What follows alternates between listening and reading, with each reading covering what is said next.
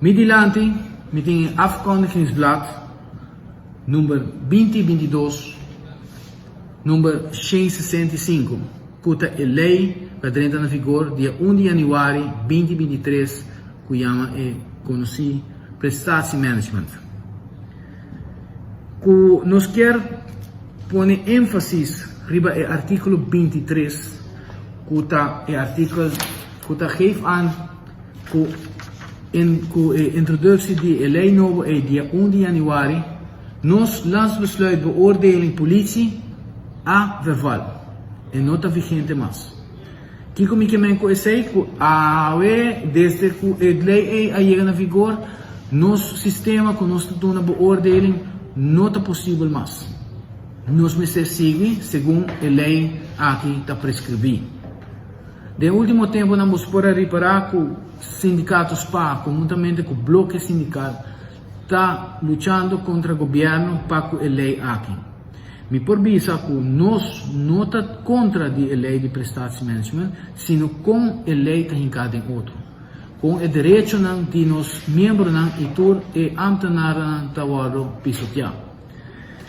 Que como que dia 20 de março 2023, o ministro manda-nos uma carta, avisando-nos que essa aqui está landspakket verplichting que o governo está introduzir. Também para que vakbonden estão betrokken.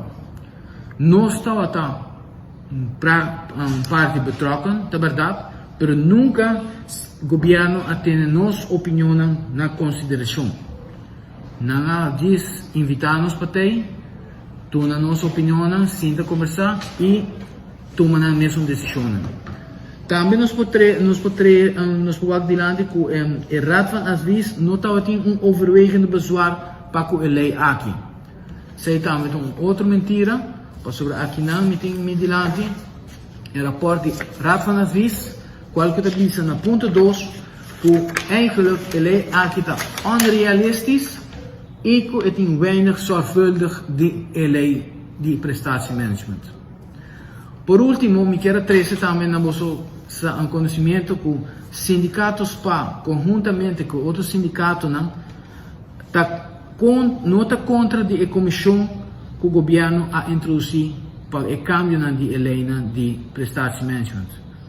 Ao contrário, não está disposto para sentar e dialogar com o governo com a condição que a lei existente guarda eliminar, para assim o sindicato, conjuntamente com o governo, por chegar a uma lei nova que está favorável para todo ambtenaar de Aruba.